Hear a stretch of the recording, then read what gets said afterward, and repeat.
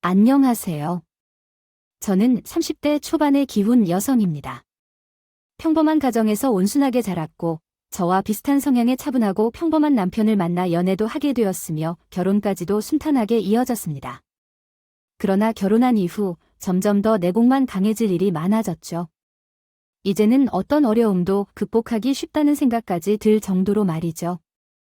고요한 바다에 던진 돌이 얼마나 큰 파장의 쓰나미를 만들었는지 여러분께 지금부터 제 사연을 들려드리고자 합니다.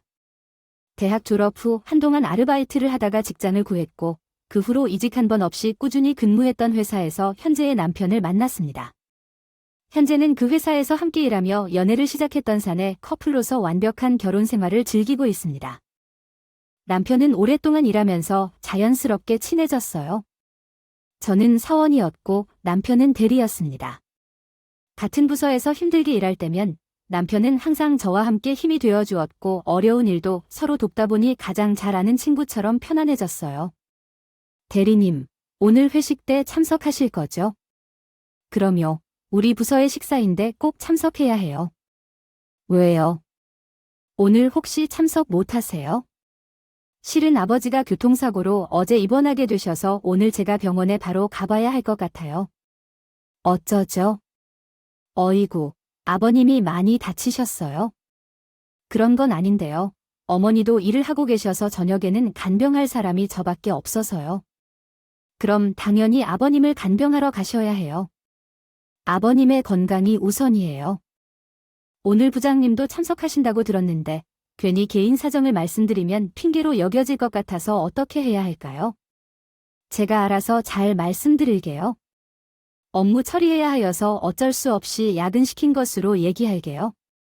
걱정 마시고 아버님 병원에서 잘 챙겨드리세요.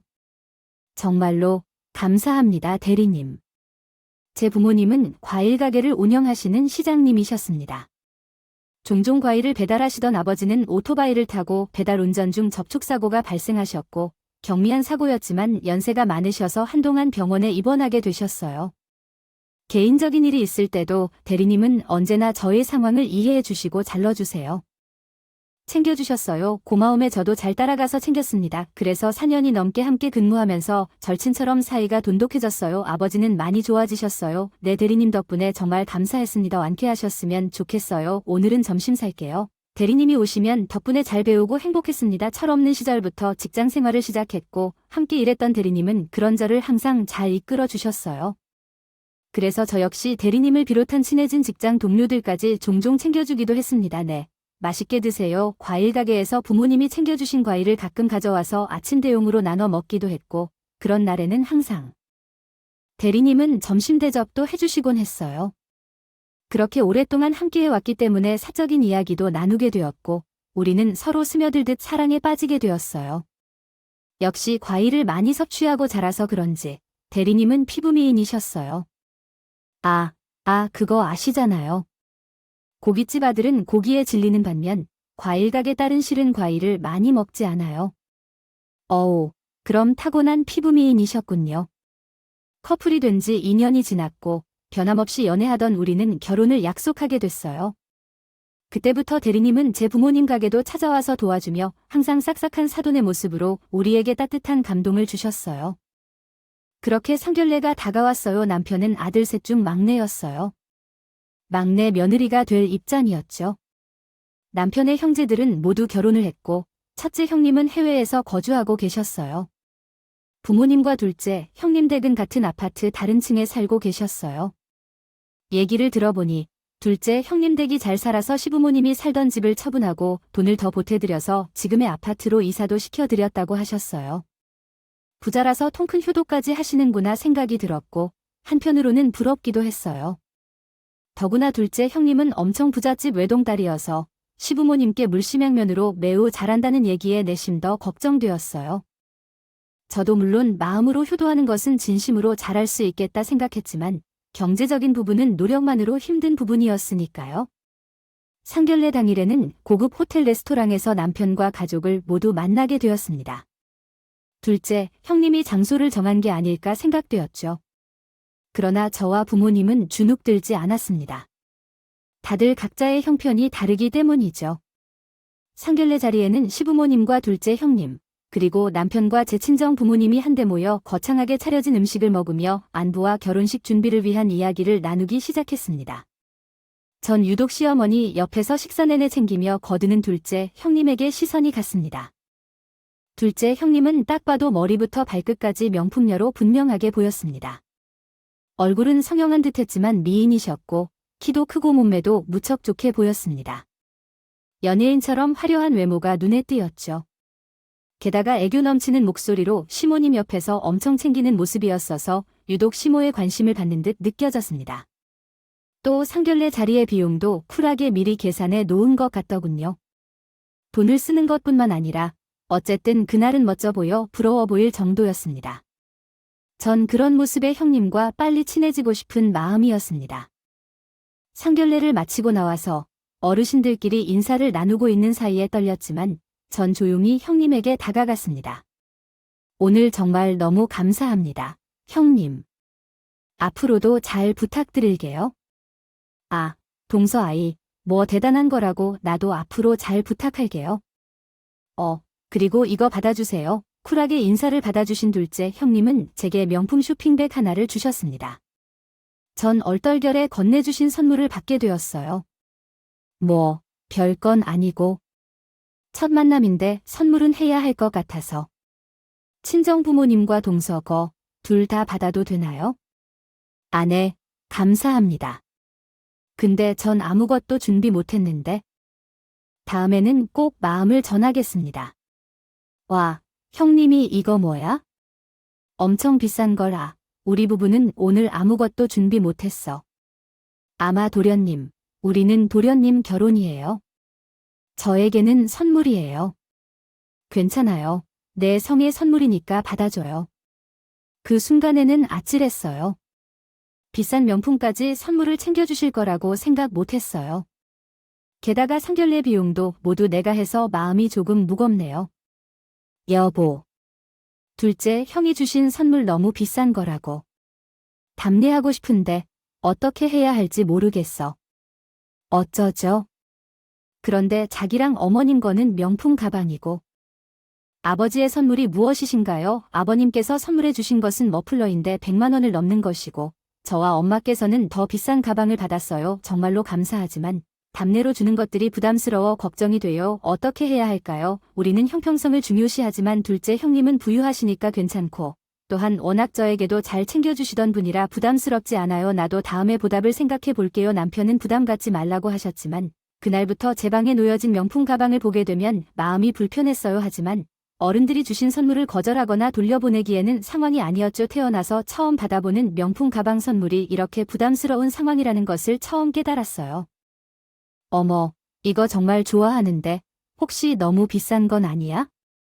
나는 들고 다닐 때도 없는 걸 그냥 쓸래. 엄마, 왜 들고 다닐 곳이 없어? 남편이랑 놀러 갈 때 가져가면 되죠. 선물로 받은 것 같은데 잘 보관해두고 종종 사용하세요. 엄마는 명품 브랜드를 모르시는데도 비싸 보이는 가방의 부담을 느끼셨던 것 같아요. 어쨌든 명품 가방을 고민하던 중 남편의 조언대로 답례하고자 결심했어요. 결혼 준비를 하느라 바쁘다 보니 매일 정신이 없었어요. 집도 보고 식장도 보고 준비할 게 너무 많았죠. 해도 끝이 없는 것 같았어요. 그런데 둘째 형님은 결혼 준비 때도 많이 챙겨주셨습니다. 사실 처음에는 너무 호화스러운 식장과 웨딩드레스샵까지 추천해 주셔서 경제적인 상황 때문에 솔직히 말씀드렸어요. 형님은 제 의견대로 형편에 맞는 곳까지 다시 추천해 주시더니 결혼 축하 선물이라며 식장 비용을 모두 내주셨어요. 이건 비밀이에요. 내 남편한테 내가 식장 비용 전액 내줬다고 말하지 마세요. 동서, 그냥 내가 도련님 해드리고 싶었던 거니까 모른 척 하세요. 도련님 결혼 축하 용돈이에요. 형님, 괜찮습니다. 저희 형편에 맞게 잘 준비해도 괜찮아요. 이렇게까지 축하 용돈을 주시는 건 제 남편도 부담스러워할 거예요. 뭐, 부담하지 마세요. 동서 그런 섭섭한 말씀을 해. 어차피 내 남편이 선물하라고 준 돈도 보탠 거니까 괜찮아. 아, 그리고 도련님께서 장가에 가시는데 우리가 어떻게 모르는 척을 해야 할지 게다가 요즘 제가 여유가 많으니 그 돈이 없어도 전혀 우리가 사는데 지장 없으니까 우리 마음으로 생각하고 편하게 받아야겠다. 나는 계속해서 부담스러워했어. 물론 한편으로는 너무나 고마운 일이라 생각하지만 명품 선물은 물론 결혼식까지 용돈으로 주신 축하 선물이라니 어떻게 대처해야 할지 모르겠었어. 하지만 완고한 형님의 입장 때문에 고민이 되었지만 받게 되었어. 여기 있어 자기야. 식장을 예약한 곳을 얼마 전에 형님이 식대를 다 내고 가셨대. 전액을요. 형수님, 형님이 괜찮다고 하신다 해도 어떻게 형님 말을 거역하겠어요? 결혼 전에 친해지려면 아직 멀었는데 자기한테 얘기할 틈도 없이 순식간에 생긴 일이네요. 어쩌겠어요. 결혼식을 잘하고 잘 살아가는 모습을 보여주면 되겠죠. 자기는 그렇게 뻔뻔하게 모르겠다고 할 거예요. 괜찮아요.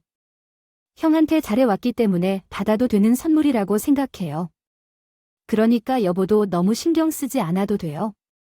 저는 형처럼 부조해도 동생한테 다 해주고 싶지 않아요. 남편의 말을 듣고 나니 그럴 만도 했지만 내내 걱정과 부담이 공존했습니다. 선물도 적당해야 하는데 너무 많아도 좋지 않을 것 같았거든요. 그러나 우리는 탈없이 결혼식을 잘 치르고 시부모님과 형님 댁에 살지는 않았지만 멀지 않은 곳에 전세 신혼집을 마련하였습니다. 결혼 후에도 같은 회사에서 일하는 우리는 큰 싸움 없이 연애 시절과 마찬가지로 잘 지냈습니다. 주변에서 신기할 정도로 케미가 아주 잘 맞았죠. 감정이 심하게 요동치지 않는 성향인지라 정말 평온한 호수와 같은 관계였습니다. 우리는 생각했던 대로 행복했습니다. 남편과는 매일 건강한 아침 식사도 함께 챙겼고 각자의 업무를 충실하게 수행하면서 서로 도왔습니다. 전쟁터에서 같은 편으로 싸우는 티켓이었어요. 매 주말은 캠핑을 하거나 때로는 각자의 여가를 즐기며 서로의 시간도 존중했습니다. 여보야, 이번 주는 자기 시간을 내기 힘들 것 같아. 어째서요? 약속이 있으세요? 금요일에 제주도 출장을 가야 하고 월요일까지 일 처리를 하고 돌아와야 해요. 아, 맞다. 과장님께서 승진하셔서 첫 출장이었죠. 어쩔 수 없죠. 출장을 따라올래? 아니에요. 나도 주말에는 집안일을 좀 하고 친정에서 일을 도와주기로 했어요. 조심히 다녀와요, 여보. 결혼 후 얼마 안 되어서 남편은 승진을 하게 되었고 저도 대리가 되었습니다. 같은 업무를 함께하는 사이라 서로를 더 잘 이해하는 것 같아요. 남편은 금요일 아침 출장지로 떠났고 저는 평소대로 회사에서 일하고 있었습니다. 그런데 둘째 형님으로부터 부재중 전화가 왔었어요. 여보세요. 형님 죄송해요. 근무 중이라서 전화를 지금 확인했어요. 그랬구나. 많이 바빠. 주말인데 도련님 출장 가셨다면 혼자 뭘 하실 거예요, 오늘 밤에? 시어머님 댁에서 뵙기로 했어. 급한 일이 있는데 맞을 수 있지? 아내, 형님, 무슨 일이세요? 와보면 알겠죠. 퇴근하고 꼭 좀 어머님 댁으로 들러서 무슨 일인지 말씀해주지 않는 형님은 다급히 전화를 끊더군요. 전 할 수 없이 친정 엄마에게 과일 가게를 돕기로 한 일정을 조금 미뤘습니다. 결혼하면 뭐든지 남편 쪽에 먼저 맞춰가야 하나 처음으로 느껴졌죠. 퇴근 후 부랴부랴 형님의 말씀대로 시모댁으로 찾아갔습니다. 그런데 시부모님은 안 계셨죠. 거실과 부엌에는 배추와 양념 재료들이 잔뜩 쌓여 있었습니다. 그때서야 무슨 일인지 알 수 있었죠. 김장김치를 함께 만드는 일이에요. 담아야 할 상황이었습니다. 처음 형님과 함께 김치 담는 생각을 했을 때 재미있을 것 같았어요. 형님께서 먼저 와 계셨네요. 어머니와 아버님은 외출하셨어요. 어제 지인들과 여행을 가셔서 내일 오실 거예요. 동서는 시부모님에게 관심 좀 더 가져야겠다고 생각해요. 전화도 자주 안 하나 봐요. 아, 죄송해요, 형님. 요즘 일이 바빠서 자주 전화드리지 못했어요. 남편이 출장 준비도 있었고 그래서 자주 연락드릴게요. 그랬구나. 그런 건 알아서 해야지. 일단 왔으니 배추를 씻어서 절여놓자. 여기 큰 대야가 보이나요? 여기서 배추를 다 씻어서 옮겨 담을게요. 서두르자. 네, 형님, 집에서 엄마를 도와 김장을 꾀하려던 중 형님의 지시에 따라 얼떨결에 움직이기 시작했습니다. 한참을 배추 절이기에 힘을 쏟았지만 정신이 없었어요. 꽤 많은 배추를 씻어 옮기다 보니 이미 자정 시간이 다 되었고 허리가 펴지지 않을 정도였어요. 그런데 형님이 어디에도 모습을 찾을 수 없었답니다. 전화를 걸었지만 받지 않으시더군요. 잠시 후 형님으로부터 문자가 왔어요. 급한 일이 생겨 다녀가느라 못 오신다고 하시더군요. 배추를 다 절이고 돌아오면 먼저 들어가라는 말이었어요. 결국 돌아오지 않는 형님을 기다리다 40포기 배추를 혼자 다 씻고 다듬은 후 절여두고 펴지지 않는 허리를 겨우 펴서 집에 돌아왔습니다. 피곤함에 잠이 들려 하던 때 둘째 형님으로부터 전화가 왔습니다. 아, 미안해 동서야. 나 오늘 정말 중요한 일이 생겨서 가보질 못했네. 오늘 푹 쉬고 내일 오전에 어머님 댁에서 만나자. 고마워. 그리고 미안해. 동서야, 형님. 내일 일찍 어머님 댁으로 갈게요. 어서 푹 쉬세요. 늦은 밤에 전화를 주셔서 고마워하고 미안하다는 말씀까지 해주셔서 마음이 조금 풀렸습니다. 그리고 다음날 아침 일찍 피곤함을 겨우 이겨내고 시모의 댁으로 형님과 만나러 갔습니다. 그런데 형님은 아직 오지 않았고 곧 도착한다는 메시지를 받았습니다. 시모댁 현관 비밀번호만 문자로 남겨주시고 저는 먼저 김치 성분을 만들고 있으라고 하셨어요. 점심시간이 훌쩍 지났고 늦은 오후가 되자 김치가 거의 다 완성되어 가고 있었습니다.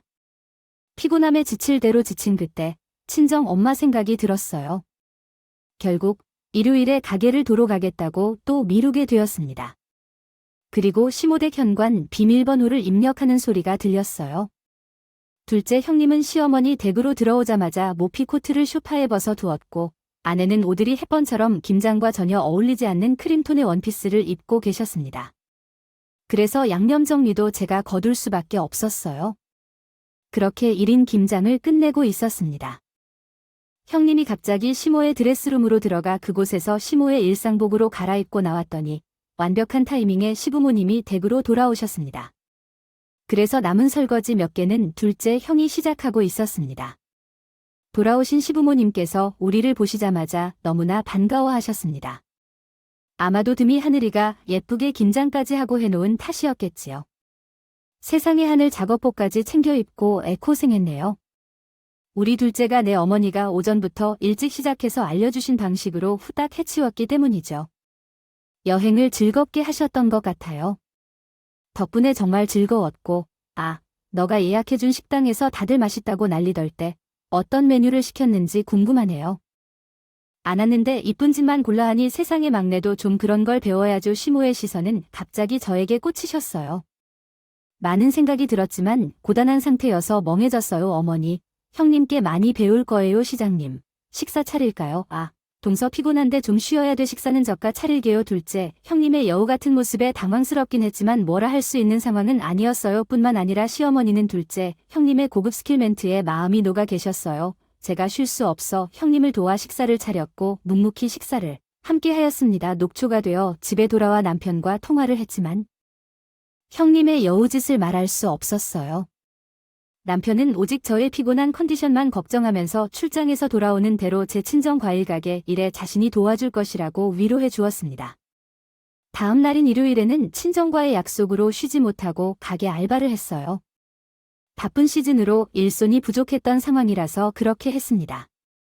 그 후로 시간이 지남에 따라 둘째 형님의 여우짓은 점점 더 심해졌어요. 그 정도면 이중인격이라고 생각될 정도였습니다. 미국에 거주하시는 큰 형님네가 우리 부부 결혼식 이후 오랜만에 한국에 오게 되었고 그래서 시어머님 댁에서 가족 모임을 가졌습니다. 그날도 김장을 담그는 날처럼요. 절 전날부터 불러서 모든 일을 시키기 시작한 뒤 결국 자기가 다 잘해서 만들어둔 음식처럼 생색을 내기 시작했습니다. 그리고 시몬이 모르게 배달 주문도 했어요. 주문한 음식 중 간이 안 맞는 음식을 지적하자 둘째 형님이 나를 나무라기 시작했습니다. 아니 동생아, 겨우 그거 하나 만들고 간도 못 맞추면 어떻게 해? 어머님께서 짠 음식을 드시면 안 되는데. 아, 건강 챙겨드린다 생각하고 음식을 해야지. 어머, 얘 너무 나무라지 마. 하울에서 뭘 알겠니? 앞으로 가르칠 것이 많아서 둘째가 고생이 많겠다. 대부분의 음식은 제가 만들어 놓는 것이었지만 어떻게 이런 불필요한 상황이 발생한 것인지 화가 나기 시작했습니다. 또한 둘째 형님이 혼자 음식을 만들고 있는데도 불구하고 부족한 음식을 몇 개 배달하여 주었는데 그 음식들도 시모인 제가 만든 것으로 오인을 하셔서 타박을 했습니다. 또한 신혼부부를 위해서 음식을 맞추어 주어야 하는 상황에서 철없는 막내 며느리로 만들어 버렸습니다. 사실대로 말하고 싶었지만 바빠서 아무 이유 없이 큰형님의 집에 준비하러 가는 상황에 화를 내기 힘들었습니다. 그렇게 이중인격이 뚜렷해지니 처음에 가지고 있던 둘째 형님에 대한 이미지가 많이 변하게 되었고 점점 지칠수록 두 번째 형님은 돈과 집안에 대한 자랑을 하면서 심지어 내 지방을 비교하며 무시를 했습니다. 대놓고 하기 시작했어요. 형님 때는 동서와인 세팅 좀 해두겠습니다. 거의 도착하셨다고 해서 나가서 배웅하고 올게요. 네, 형님. 큰형님 부부가 도착하자 시어머니 댁은 더욱 분주해졌어요. 그때 둘째 형님은 절 식탁으로 데리고 가더니 나쁘게도 무례한 말을 하기 시작했어요. 동서, 친정에서 가족 모임할 때 와인 안 마셔봤니? 누가 이딴 식으로 세팅을 해주고 와인잔도 와인에 따라 다르다는 걸 모르나 봐요. 과일 가게에서 과일에 어울리는 와인만 좀 아는 걸로 알아요. 아, 제가 시간이 없으니까요. 와인잔이 아닌 다른 잔을 가져다 주실래요? 정말 복잡하네요. 말도 안 되는 이야기들을 다 설명해 달라고요. 다시 준비해 두겠습니다. 아, 보르도가 아닌 까베르네 잔을 다시 준비해 놓겠습니다. 버르도도 모르는데 까베르네란 걸 몰랐습니다. 그냥 둘째 형님의 손짓대로 와인잔을 드렸습니다. 꺼내서 씻어 식탁으로 교체해 놨어요. 둘째 형님에게 갑자기 혼내는 상황에 정말 당황했습니다. 둘째 형님은 거칠게 화를 내지만 곧바로 시모와 큰 형님이 계시는 거실로 나가시면서 웃으며 전화가 끊긴 것 같이 표정이 달라졌어요. 보고만 있어도 무섭기까지 했습니다. 정신없는 한바탕의 가족 모임이 끝난 뒤에 둘째 형님은 큰형님 부부가 여행을 즐기실 수 있도록 편하게 하려며 근처 호텔로 숙소를 예약해 두셨다고 하셨습니다. 우리 부부와는 매우 다른 형태의 관대함이었습니다. 둘째 형님의 경제적인 능력은 대단한 것으로 여겨졌지만 그분의 이중적인 성품을 가장 많이 알게 되면서 처음과 같이 부러워하지는 않았습니다. 큰형님 댁에 머물러 있는 동안 둘째 형님은 마치 저를 하녀처럼 대접하기 시작했습니다. 처음에는 큰형님을 모셔서 투어 가이드처럼 동행하라는 지시를 시작했지만 평일 퇴근하면 제 집에 오라며 직접 지시하기 시작했고 큰형님께 전달할 선물 더미를 제게 전달해 달라는 요청을 시작했습니다. 주말에 형님 댁을 모셔서 내가 예약했던 맛집에 잘 다녀왔어요. 난 주말에 약속이 많아서 요즘 시간을 내기 힘들어요. 동서 덕분에 고마워요. 그리고 이 브랜드는 큰형님이 좋아하시는 한정판인데 구하기 어려워 고생했어요. 내일 조심히 드릴게요. 동서가 아직 안 왔어요. 둘째 형님은 자신이 원하는 것을 얻기 위해 사람들을 조종하고 속이며 성취해왔어요. 큰형님, 한 달 동안 얼마나 자주 호텔을 왔다 갔는지 기억 안 나요? 그렇지만 가족사고 오랜만에 한국에 오셨는데 챙기지 않을 수 없었어요. 돈으로 모든 것을 해결할 수 있다고 생각하는 것은 둘째 형님만큼 현명한 선택은 아니에요. 물질적으로 소홀히 해서 그렇게라도 도와야 한다고 생각했죠. 그날도 명품 쇼핑백에 담겨져 나왔습니다. 형님, 저 이만 가보겠습니다. 내일 아침에 큰형님께 이 선물만 전해드리면 돼요. 그리고 오전에 호텔 조식은 꼭 드시라고 하셔서 체크아웃할 때까지 조식이 포함된 예약을 해놓은 거예요. 네, 제가 전해드릴게요. 큰형님이 한국에 오시는 동안 저는 처음으로 남편에게 거짓말을 하게 됐어요. 심부름 때문에 출근을 조금 더 이른 시간에 서둘러야 했던 점과 오전에 친정을 방문해야 한다는 핑계를 댔어요. 그래도 자주 보지 못하는 큰형님 가족과 함께하는 시간은 소중해서요. 어쨌든 친해져서 그 점은 좋았어요. 그렇게 사이가 흘렀습니다. 시댁 식구들은 큰형님네와 모두 모여 몇 차례 더 가족 식사 모임을 가기도 하였고 둘째 형님은 여전히 온 식구들 앞에서 여우짓을 하고 있었죠. 이제는 그녀의 이중적인 실체를 받아들일 만큼 저 또한 적응했습니다. 그러나 대놓고 본인 집안과 제 집안을 비교하는 일을 참을 수 없었죠. 과일 가게를 하면 한 달에 수입이 얼마나 되시나요? 한 달 수입까진 정확히 모르겠지만요. 왜요, 형님? 아니, 신기해서 그래요. 과일 가게로 세 식구가 살아온 형편은 넉넉하지 않아도 부족하지 않게 잘 살았어요. 그리고 요즘 과일의 가격이 비싼 편이고요. 과일이 비싼 가격에도 귀엽게 생각해요. 동서야, 부족함 없이 살았다는데 내가 상견례 때 준 선물에 대한 답례를 왜 그런 식으로 한 거야? 동서도 이제 결혼한 지 좀 됐지만 이제야 내가 사는 수준을 이해한 거야? 한참 전의 일이지만 상견례 때 받은 명품 선물에 우리는 홍삼과 과일 바구니로 대신해서 담아서 보냈고 우리 형편에서는 그것도 꽤 비싼 것이라서 나쁘지 않았어요. 물론 몇백만 원짜리 선물은 아니었지만 최선을 다했어요. 낱말로 그런 식으로 성의를 나타냈습니다.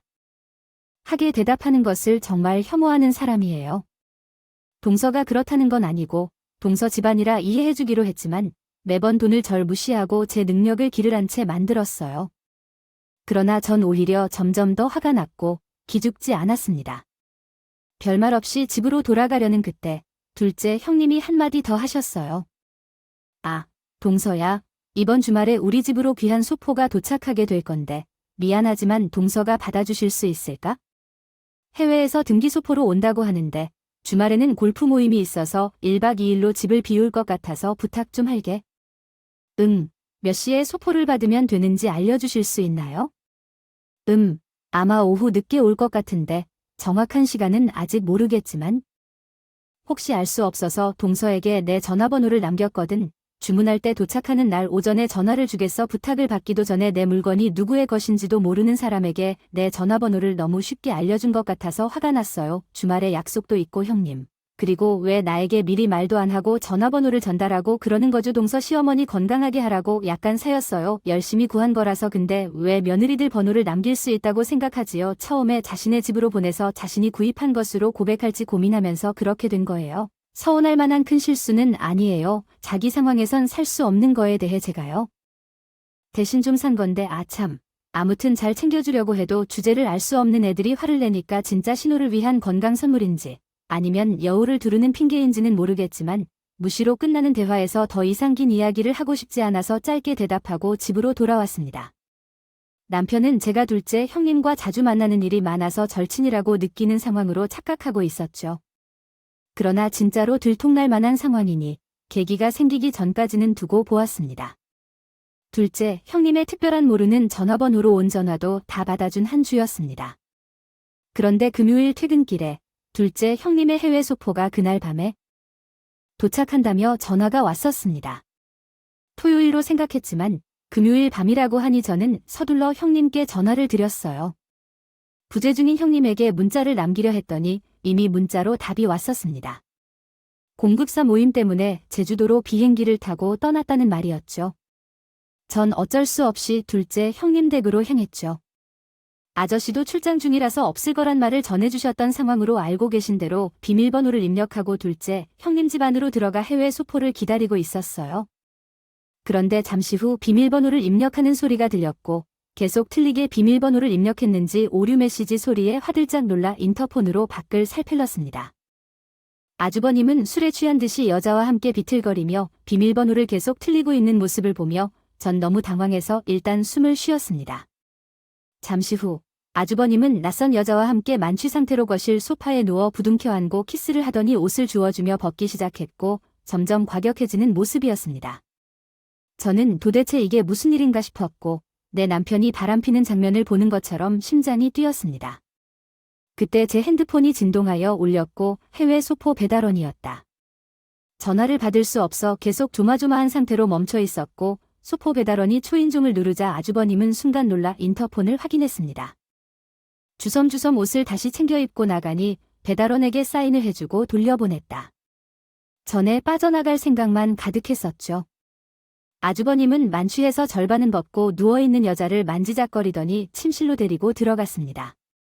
귀신처럼 발소리 없이 현관문을 나가면서 이 상황을 증거처럼 남겨두기 위해 여기저기 버섯을 던지고 옷가지와 여자의 가방 등을 두셈 형님의 자랑질이 쉴 새 없던 것을 배경으로 멋지게 찍어두었습니다.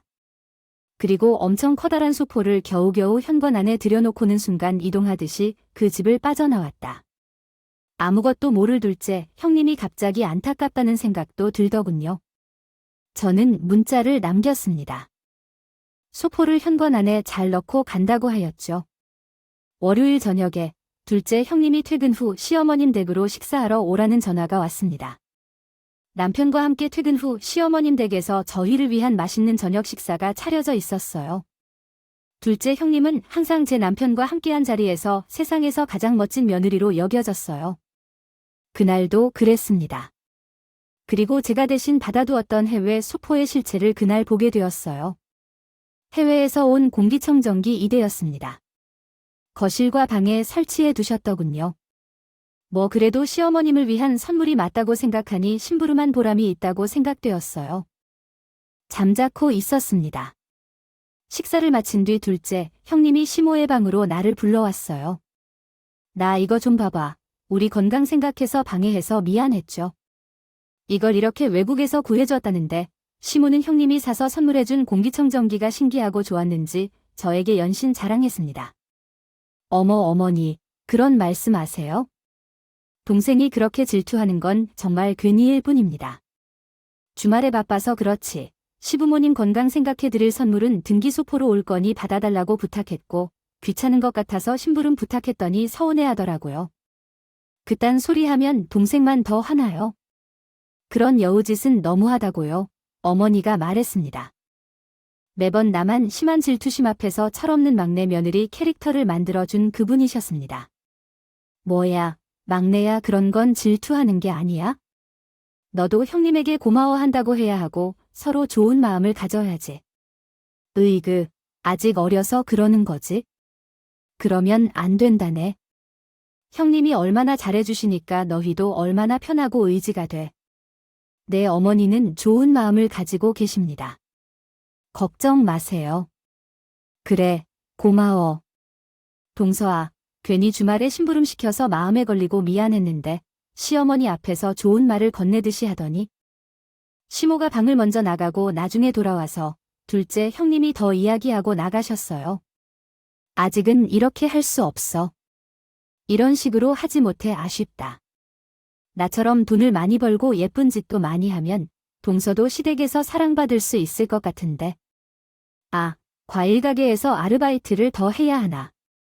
아니야, 어쩌면 얄미운 말을 하면 시모를 따라 나간 미리 나가신 둘째 형님의 모습에 화가 났지만 그 순간 핸드폰이 진동하며 울렸고 방에 남겨진 두 번째 형님에게서 두고 간 핸드폰을 확인하게 되었습니다.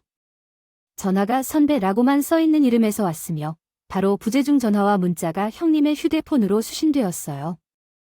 우연히 보게 된 문자는 아들이 지금 아프니 급히 와달라는 메시지였습니다. 처음에는 이상하게 생각되었지만 형님의 핸드폰을 들고 방 밖으로 나가고 갔다는 이야기였습니다. 폰을 형님께 돌려주고 남편과 함께 집으로 향했습니다. 시어머니는 둘째 형님 때문에 더 이상 제를 어리고 철없는 어리석은 막내 며느리로만 생각하셨고 이로 인해 저와 둘째 형님과의 관계는 점점 멀어졌습니다. 시댁 식구들과 남편도 몰랐던 일이죠. 그러나 둘째 형님과 대립하며 살면서 여우처럼 변해가고 있었습니다. 형님을 못지않게 연기력이 상승했고 둘째 아주버님의 부주의한 행동을 알게 된 후로부터 둘째 형님의 이상한 행동들도 점점 드러나기 시작했습니다. 예의주시하는 태도를 가지게 되었습니다. 우연히 본 전화와 아들이 아프다는 문자에도 수상했지만 이후로 주말마다의 모임이나 친척들과의 여행 등을 핑계로 제게 더 많은 심부름을 시키고 과거에는 그 기간에 바람 피우는 버릇이 있는 아주버님이 주말에 형님의 집을 비운 사이에 다른 여자와 시간을 보냈고 그 사건을 몇 차례 더 증거로 확인하게 되었습니다. 평일이든 주말이든 제 시간을 맘대로 빼앗고 남편과의 소중한 시간조차 파괴하는 둘째 형님 덕분에 스트레스가 한계에 도달했습니다. 어느 날 형님이 다시 주말 약속을 핑계로 사라질 예정이라고 미리 고지한 금요일 저녁에는 남편의 차를 속충속충 뒤따라가기 시작했습니다. 최악인 상황이라 그녀를 쫓아가게 되었습니다. 처음 간 곳은 낯선 동네의 병원이었다. 차에서 내리자 병원 앞에 한 남자가 둘째 형님을 기다리다가 꼭 끌어안고 병실로 행했다. 1인 병실 안에는 꼬마 아이가 누워 있었다. 둘째 형님과 낯선 남자는 손을 꼭 잡고 아이를 보살피는 듯 보였다. 처음에는 무슨 상황인지 알 수 없었지만 정상적인 관계는 아니라는 것을 알 수 있었다. 둘째 형님 가족의 비정상적인 상황에 이해가 가지 않았지만 양측 모두 증거라는 것이 확실해졌다. 그날 둘째 형님이 병원에서 나오길 기다렸지만 나오지 않는 듯 보였다. 그 이후 한 달이 지난 쯤 다시 어떤 일이 벌어졌다. 주말에 뒷모습을 따라가는 것은 둘째 형님의 것을 뜻하였다. 이번에는 낯선 병원이 있는 동네에 위치한 오피스텔로 데려다 주었는데 병원에서 본 남자와 어린이를 차에 태워 호텔로 향하곤 했습니다. 나는 할리우드 카메라맨이 되어야 했을 것이므로 그러자 전형적인 증거를 발견했습니다. 놀랍게도 둘째 형님은 다른 남자와 아이도 함께 있었다는 사실을 깨달았고 그 사실은 충격적이었지만 단호했던 내 입은 계속 굳게 닫힌 채로 있었습니다. 결혼 후 처음으로 받아들이게 된 설날이 다가왔는데 시부모님들은 집에 머물러도 되는 사람들이라 걱정할 필요 없는 명절이기는 했지만 나는 둘째 형님이 코앞에 있는 골칫거리로서 나타나셨다. 예상했던 대로 형님은 냉담하기 짝이 없어 나를 위해 고뇌를 마시곤 했고 그것을 보면서 나는 미안함을 느끼게 되었습니다. 요즘 골프를 너무 무리했는지 심하게 허리를 다쳤어요. 이번에는 동생 혼자 다 부담하게 해줘야 될 것 같은데 대신에 용돈 주겠다는 부탁 좀 하겠네요. 그러다가 시댁 식구들이 없는 기회를 이용해 얄미운 표정으로 소파에 눕고 텔레비전을 보며 깔깔거리고 있었습니다. 이런 상황이 계속되자 진절머리가 나서 더 말할 기운도 나지 않았어요. 한숨을 한 번 내쉰 뒤에 형님이 주신 뒤집개로 전 만들기를 시작했습니다. 오랫동안 그렇게 음식을 만들면서 어깨, 허리, 다리가 굳어져서 딱딱해졌어요. 멍하니 있던 때에 갑자기 머리 위로 100원짜리 동전이 뚝 떨어졌습니다. 동전을 주워 올렸더니 형님이 괴롭히는 빛을 발하는 표정을 하고 계셨습니다. 지으며 100원짜리 동전을 머리 위에 툭툭 떨구더니 그게 용돈이라며 장난치듯이 놀려대기 시작했죠. 지금 뭐 하시는 거예요? 음식하느라 위험한 불합이라 동서 무섭군요. 장난 좀 친 걸 가지고 왜 그래 하십니까? 300원 용돈이 전부라고 농담을 좀 하고 계시군요. 명절에 너무 무섭게 군다. 그만하세요, 형님. 매번 시댁 식구들을 피해서 제게 이러한 방식으로 무시하고 막말하면 재미있으세요? 많이 잘하셨네요. 동서 그동안 동생들이 쓴 돈이 얼마나 되는데요? 벌써 은혜도 모르고 주제에 대들어 명절에 꼬라지게 이런 것들이 뭐냐고요? 좀 제대로 된 옷을 입고 오세요. 하지만 몇백씩 안 주고 달랑 300원 줘서 삐진 거야? 화를 내고 있는데도 둘째 형님은 조롱하며 끝까지 저를 무시하고 놀렸습니다. 저는 순간 인내심의 한계가 찾아왔죠. 가스불을 끄고 기름이 잔뜩 묻은 뒤집개를 형님의 얼굴에다가 집어 던졌습니다. 그리고 형님 손에 쥐고 있던 100원짜리 뭉치도 바닥에 싹 다 뿌려졌죠. 둘째 형님의 맑고 청한 소리가 크게 울려 퍼진다면서 낮잠 자고 계신다던 신모님이 놀라서 튀어나왔습니다. 어머, 무슨 일이야? 음식하다 다쳤어? 무슨 일이야? 아이쿠, 설마 둘이 싸운 거야? 거야, 어머니, 아무 일도 아니에요. 뒤집어 놓고 놓친 거 보고 놀랐어요. 들어가서 쉬고 계세요. 형님은 당황하여 시부모님을 다시 방으로 보내려 했지만 저는 더 이상 참을 수 없었습니다. 그래서 그동안 형님의 만행들을 모두 말씀드리게 되었습니다. 그리고 때마침 남편과 형님이 밖에서 만난 시모댁에 도착했죠. 저는 이참에 잘 되었다고 생각했습니다. 결혼 후에 항상 저만 괴롭혔던 사람은 둘째 형님이셨어요. 처음에는 좋은 분처럼 보였고 시부모님에게 우리 부부가 할 수 없는 것 또한 경제적 여유를 통해 다 해주셔서 고마웠고 부러웠지만 그런데 이중인격자라는 것을 얼마 지나지 않아 알게 되었어요. 얘기를 조금씩 꺼내자 둘째 형님네와 시부모님은 당황했습니다. 시작했고 남편도 매우 놀랐어요. 둘째 형님은 여전히 제 말을 못하게 막으려고 별별 짓을 했지만 시아버지가 그를 제지하고 제 이야기를 들어주셨습니다. 그래서 다른 남자와 아이까지 있는 둘째 형님과 아주버님도 주말에 다른 여자를 만나 집에서 바람을 피우고 있다는 사실까지 모두 고발했습니다. 충격적이어서 믿기 어려워하는 시부모님은 처음에 제가 둘째 형님네를 마치 질투라도 해서 지어낸 이야기 아니냐며 추궁했지만 제가 수집한 증거들을 보게 된 순간 시모는 가장 분노하고 말았습니다. 세상에, 너희 왜 이렇게 꼬라지로 산 거야? 둘째, 난 당장 이 집을 나가야 한다. 남편과 결별할게. 따로 사는 거야. 어쩐지 우리 아들이랑 혼인신고도 안 하고 계속 산다 싶더니만 너도 내 아들이지만 창피하니까 당장 꺼져. 명절의 시댁은 초토화가 되었습니다. 완전히 난리가 난 상황에서 시모는 결국 눈이 돌아 형님을 집에서 내쫓아 버렸습니다. 둘째, 형님은 능력 좋은 아주버님과 결혼했지만 결혼 전에 사실 혼관계였던 가난한 남편과 아이를 그녀의 친정과 시댁에 숨겼다.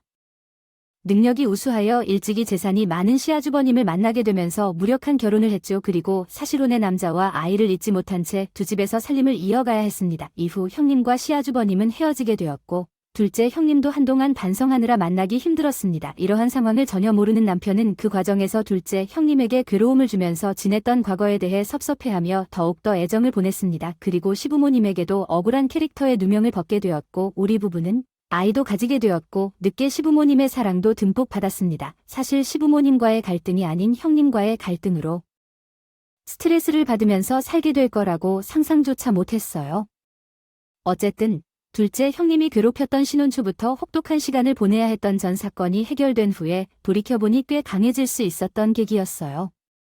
안 좋은 경험을 지혜롭게 잘 견디면 지나간 뒤에 좋은 날이 분명 오게 되리라는 희망을 가지게 되었습니다. 더 이상 스트레스를 받지 않고 지낼 수 있게 되어서 하루하루가 감사했고 아이를 위해라도 좋은 생각을 많이 하면서 친정에서 꾸준히 보내는 과일로 입덧도 잠잠해졌어요. 사람은 누구나 이중적인 면이 있을 수 있지만 남에게 피해를 주거나 악을 행하면서 자신의 잘못을 깨닫지 못한다면 가장 큰 문제라는 생각이 들어요. 무료한 계모들을 치운 채로 바쁘게 살아가면서 어느새 무엇이 중요한지 잊고 살아가는 것 같습니다. 결혼 후로 형제와의 갈등에서 느낀 점이 참 많았습니다. 앞으로도 살면서 무엇이 중요한지 깨닫는 동안 변함없이 항상 되새겨 생각하려고 합니다. 곧 세상에 태어날 우리의 아이에게도 선한 영향력을 미칠 수 있는 사람으로 잘 자라도록 키우기 위해 부모로서의 역할을 충실히 하려 노력하고 있습니다. 지혜로운 엄마가 되려고 마음먹었고 더욱 강한 엄마가 될 생각입니다. 이상으로 제 이야기를 마치겠습니다. 여러분들도 좋은 가치관을 가지고 이중된 마음이 없는 채로 서로 이해하며 행복하길 바랍니다. 마지막으로 제 이야기를 들어주셔서 감사합니다. 욕심을 부리지 않고 행복한 하루 되세요. 한국어 문법 구조에 맞추어 문장을 작성해주세요. 그러면 더 효과적으로 도와드릴 수 있어요.